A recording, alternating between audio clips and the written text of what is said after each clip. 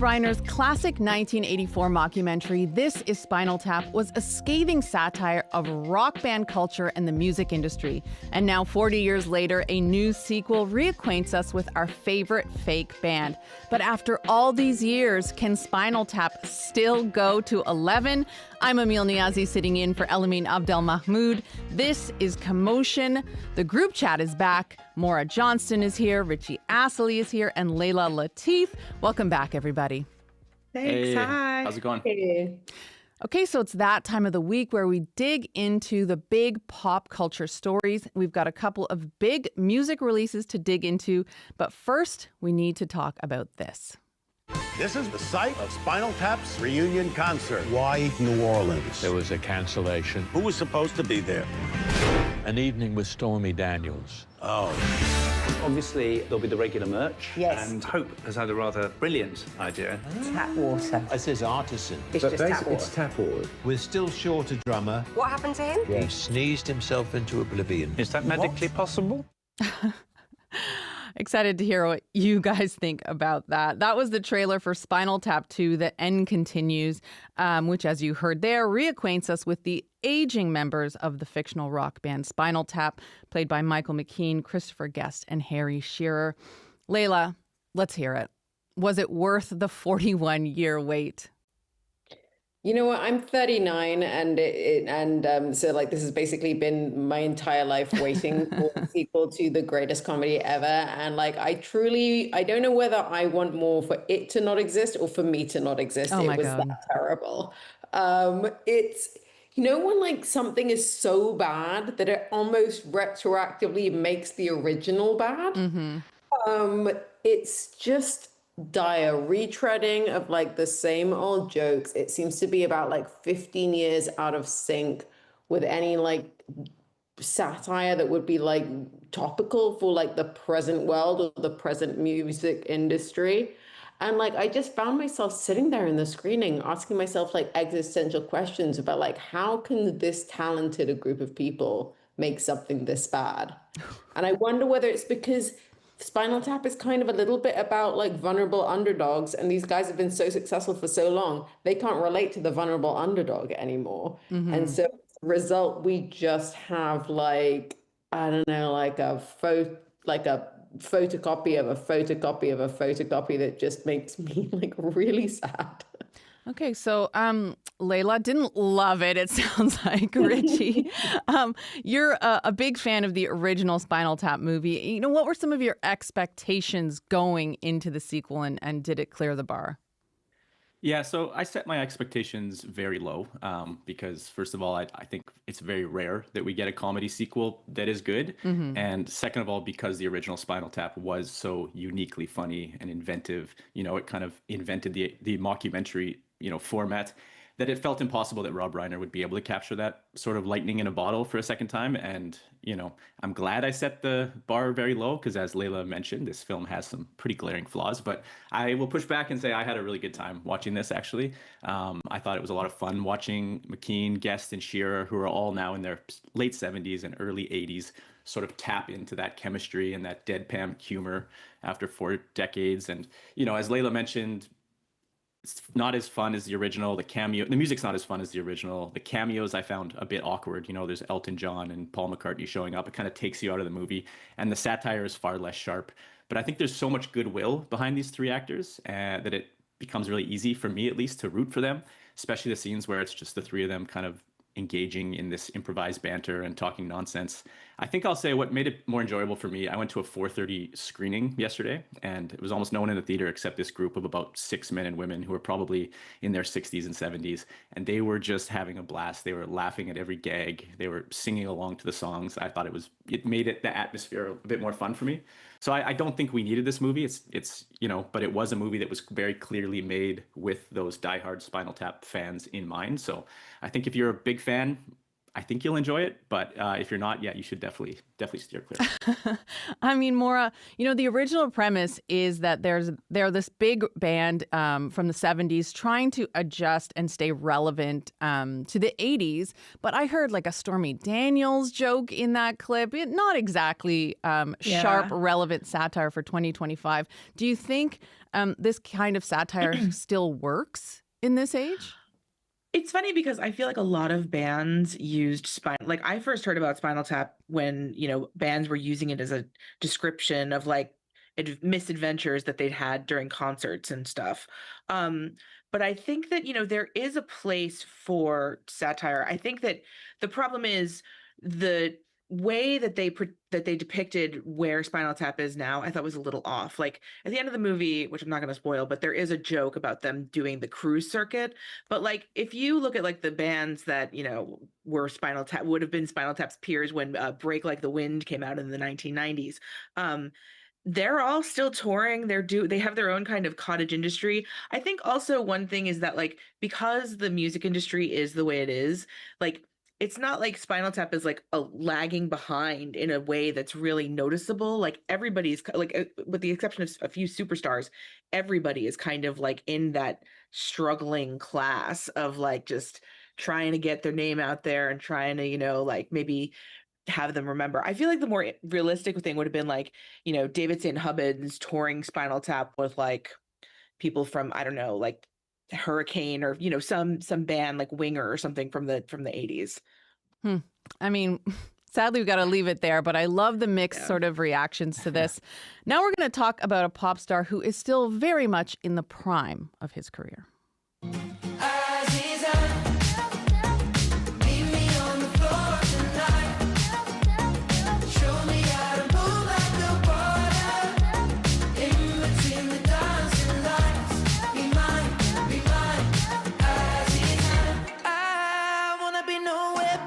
That's the song Azizam from Ed Sheeran's new album called Play. It's the first of a planned 5-album series that will be named after the buttons on a media player. I can't believe I'm saying those words out loud. He's apparently already got the next installment, Rewind, ready to go. I mean, how many people alive still even know about the buttons on a media player? But we can get into that. Leila, Ed has, dominated the pop charts since his debut in 2011. He's currently got 2 tracks on the top 10 list of the most streamed songs of all time. What is the key to someone like that staying so popular for so long? Well, I think with Ed Sheeran, what he's got is obviously an enormous amount of talent, songwriting ability, performance ability, but also he's got, particularly in England, he really laid his foundation with being like the most charming person on talk shows.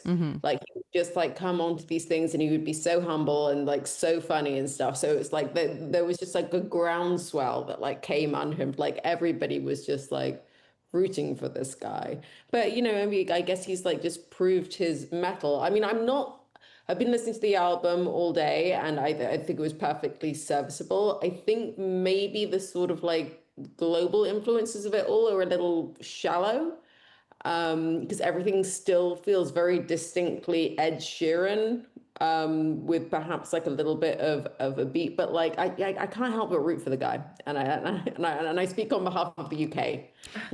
Well, I thank you for speaking on behalf of the UK. I mean, Richie, we do hear some obviously global sounds in there, Persian influences, Indian influences. What do you make of this more global palette? Yeah, so I think Ed Sheeran's secret power has always been this sort of ability to shapeshift and adopt or appropriate maybe different sounds. Like, he does Irish traditional music, he does contemporary R&B, but he always kind of maintains this image of this down-to-earth guy with a, just like a bloke with a guitar.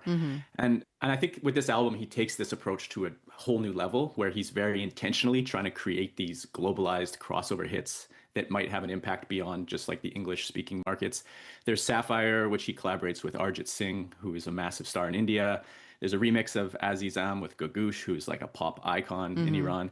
And I think I see this, if you can indulge me for a second, I see this as part of a trend that I call like the FIFA-fication of pop music, where an artist reaches such a high level of commercial success that the only way to sort of maintain growth is to create these big multicultural crossover hits that can transcend borders and that feel like the kind of song you'll hear during the FIFA World Cup, like during a McDonald's commercial or a Visa ad that you have to watch a million times. And we've seen this with like Coldplay, who recently did a bizarre song with Afro-pop singer Burna Boy and Palestinian singer Eliana. We saw it with Bruno Mars with his huge hit that he scored with Rose from Blackpink.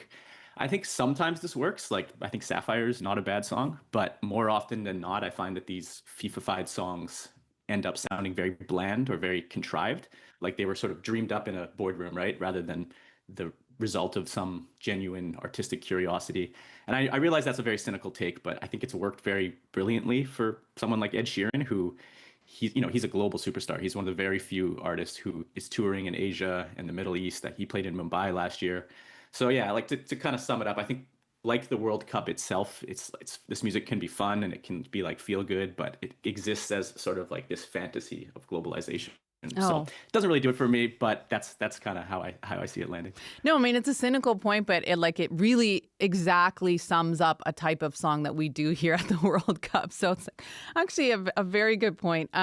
Maura, it's been 2 years since Ed put out his last record. And in that time, we've had this new slew of very young, sort of like brash new pop stars, people like Sabrina Carpenter, Alex Warren, even someone like Benson Boone, who seem very different from Ed. And it shows in just like the new record, it's performed fine, but it's some of the new singles have already slipped out of the Billboard Hot 100. So how do you feel about his current place in the pop landscape? I think he is somebody who is kind of becoming a little bit maybe of a heritage artist because he has been around. Because 15 years is a long time now in our landscape. I will say also I have a soft spot for him as well. I saw his first show in the States and have been just kind of rooting for him since I first saw him back in 2011 or 12. He's somebody who I think is also trying to become kind of an Elton John-like mentor figure for a lot of younger artists. Like I've read a lot of interviews with artists who are like, yeah, Ed Sheeran, talked to me about this, took me under his wing, which I thought was really interesting.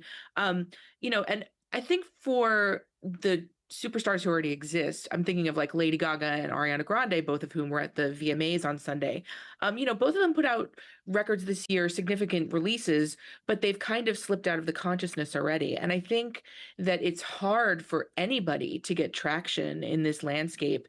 And there's a weird kind of sclerotic nature to the charts right now in the States, at least. I think that 6 or 7 songs in the top 20 are taken up by songs from K-pop Demon Hunters and Morgan Wallen. And then there's other stuff that's been on the charts for a year and a half, like that Teddy Swims song, Lose Control, has been out forever. So it's a weird time for an artist to, kind of establish themselves again. And I feel like, Ed kind of going his own way with this record and certainly taking a different tactic than his last 2 records, which were much more muted and sort of, suited for theaters and not the stadiums he plays. It's interesting to see how, since these singles that have come out so far haven't really, have had initial traction, but not staying power, if any of them are going to have staying power, because staying power is what keeps these songs on the charts because of streaming, right? Because the way that, the charts are calculated is very, very reliant on people just streaming songs over and over. And that also results in a lot of things being clamoring for the same amount of attention. Interesting. I mean, we're actually going to get into some of that algorithmic stuff shortly. My name is Emil Niazi, sitting in for Elamin Abdelmahmoud. You're listening to Commotion. The group chat is here. Maura Johnston, Richie Assaly, and Leila Latif. Want to take a minute now to talk about another big pop star who's just put out a new record, his second in 2 months. Bound, bound, baby, it's like magic when you kiss me.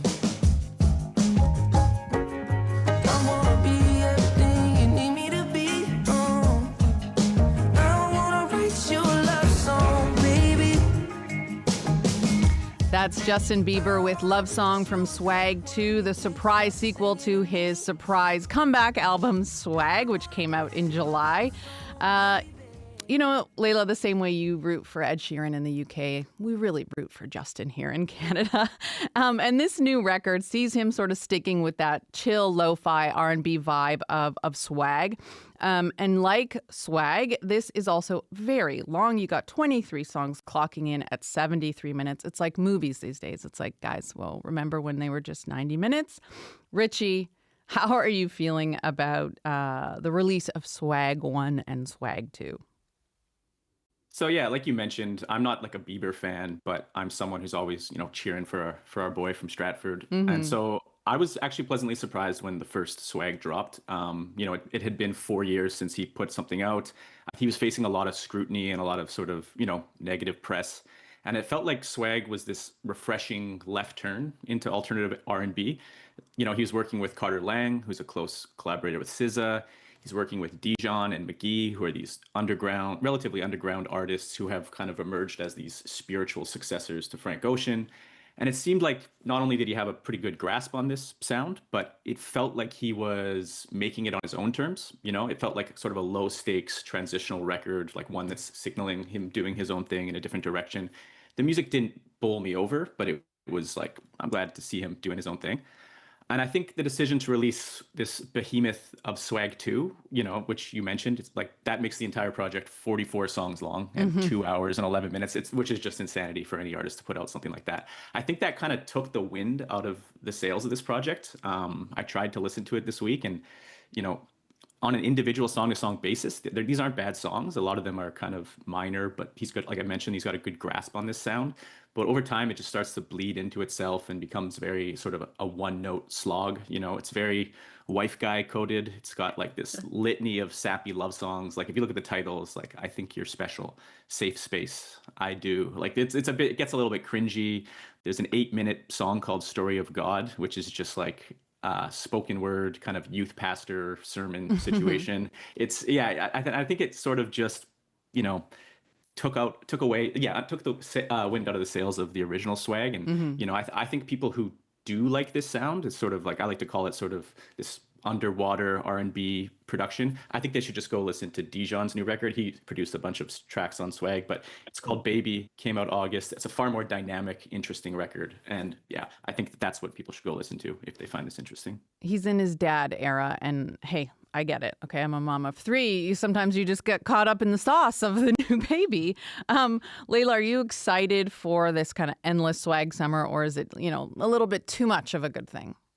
I need this Swag summer to come to an end. Like I need whatever comes next autumn to begin, because I think it was like that whole thing that, like, I agree. Like I was fully enjoying the beginning of Swag, but like with this additional thing, it all just begets so monotonous. The schmaltziness of it all kind of becomes more amplified the more that you listen to it.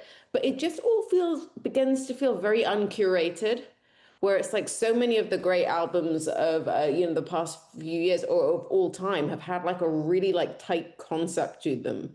And this just ends up feeling like, well, this is what I got up to last year because I have a huge budget and endless studio time and a lot of producers at my disposal. And so like, fair enough. He's not my fellow countryman, so I don't have that connection with Bieber. I am rooting for him. I always love a comeback, but I think this was a real misstep. I mean, like less was certainly more. Yeah.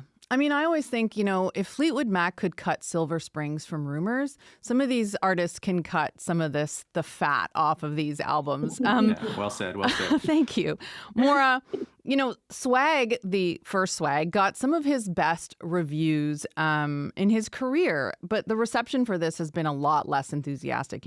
2 out of 5 stars from Rolling Stone. Pitchfork gave it 5.2 out of 10. Why dump all this music on us? Why not give this other album a little space to breathe? Why not enjoy the good reviews? One thing that I've noticed in the past year or so is that the issue of deluxe editions of albums has been a lot quicker than in previous years. Previously, you'd wait like maybe, a year. Lainey Wilson, the country star, she waited, I think, a year and a half or so, where she just released the deluxe edition of her record Whirlwind. But then you had like Kesha, who, put out the deluxe version of her album Period, maybe a week after its initial release. And a lot of other artists, Lizzo's another one, who, is released a very quick deluxe edition. I think this is the sort of extreme version of that, kind of similar to how Taylor Swift, when she released Tortured Poets last year, initially it was supposed to be only one record, and then it was like, surprise, it's a double. And I think it's a way, to keep the artist name in the press, because albums do have a bit more gravitas even now than singles. I also think that the bad reviews, Richie mentioned Dijon, and I think that Dijon's album coming kind of out in between Swag 1 and Swag 2 made a lot of these critics realize, oh, well, I can just go to the source instead of the sort of, watered down version. Right. Well, you brought up Lizzo, Maura, so I do want to move on to something that she said this week when talking about this idea that we didn't even get a song of the summer. Here's what she had to say about the state of the industry. I dropped a mixtape over the summer. I had SZA and Doja Cat on it, and I just dropped the deluxe to my mixtape today. And yet there are still people who don't even know I dropped music. Every major artist from Lady Gaga to Drake has dropped albums this year, and yet everyone is saying there's no song of the summer. I'm going to be completely honest with you guys. It's not because the music isn't incredible. It's because the way that the algorithm is set up, no one can serve the masses anymore. That's Lizzo sounding off on TikTok a few days ago. She's talking about the algorithm. Got to keep this brief here, Richie, but what was your reaction to what Lizzo's saying there? She's definitely right in one regard, because I have not heard her new mixtape. And I haven't heard her deluxe mixtape either. But I kind of found this rant a bit incoherent and difficult to follow, to be honest. I mean, it's true that the rise of streaming services and TikTok has made music fandom more siloed and chipped away at the monoculture. But we've been talking about that for years and years. And this idea of, there's no unanimous song of the summer this year, that's not really something I think is that interesting. I think the song of the summer is kind of just not a real thing. Just 12 months ago, we had Kendrick Lamar's Not Like Us. We had Charlie XCX's Brat Summer dominating the cultural zeitgeist. That was just 12 months ago. And so, yeah, I don't really buy her suggestion that major acts are struggling to connect or serve their fan bases. Like she mentions Lady Gaga, who just played 2 sold-out shows in Toronto. Abracadabra has 600 million streams. She mentions Drake, who, despite being, decimated by Kendrick last year, came back with Nokia, which is one of his biggest hits in years. So I think she's raising some important questions about streaming and how artists and music discovery, but it kind of feels like sour grapes to me, with all due respect. Leila, quickly, does Lizzo have a point? I think she has like a point in that there wasn't I agree with Rich, there wasn't massively a song of the summer. Is that like a tragedy? I maybe, I don't know. I don't really think that it's much of a muchness. Culture is getting increasingly siloed. She talks about the algorithm. I'm not on TikTok. So it's like, well, and that's not, and I think the vast majority of people aren't. So I don't know that these people that are, I think, very, very online kind of have a sense of that space being what dictates everything. But actually, a lot of us are just ingesting media in different ways and getting recommendations in different ways. So I think she might be putting a bit too much weight on the TikTok algorithm in this case. Okay. Well, more quickly, 30 seconds to you. What do you think? I think the algorithm is shorthand for just the ultra personalized society. I also think that the kind of collapse of the record promotion infrastructure is more to do with the monoculture, because the reason that people don't know records are coming out is because they don't go to record stores and see displays. They don't pick up Rolling Stone and leaf through it and see reviews. I actually reviewed that first Lizzo mixtape, and but they don't see it unless they want to read a Lizzo review. So it is this kind of super serving the fans thing where it is like, yeah, Lady Gaga sold out 2 nights in Toronto, but how many people knew? How many casual fans of Lady Gaga actually knew about those shows happening? I mean, I always thought that Man-Child was the song of the summer, but I guess I'm wrong. I mean, we all are served by a different algorithm. So yeah, it is interesting to hear her thoughts from an artist's perspective. But I mean, maybe that's just kind of the nature of the beast these days. What do you think, Richie? Yeah, I think that again, there's so many more. I just think the problem with the rant is that it's coming from this major, she introduces herself by saying, I'm a multi-platinum Grammy award-winning artist. It's like, as someone who loves independent music, this isn't the conversation I'm particularly interested in. I'm more interested in how indie artists are finding their way into an industry at a time when streaming has taken away so much revenue potential. And, I think so. She's raised some interesting points, but yeah, it just didn't really land for me. Okay, well, I really appreciate all three of you being here to talk about this with us today. Thank you so much. Thank you. Thanks. Thank you. Richie Assaly is a freelance culture writer in Toronto. Maura Johnston is a freelance music journalist in Boston. And Leila Latif is a film and TV critic in London, England. And that is it for the podcast today. I'm Emil Niazi, sitting in for Elamin Abdelmahmoud. This is Commotion. Thanks for listening.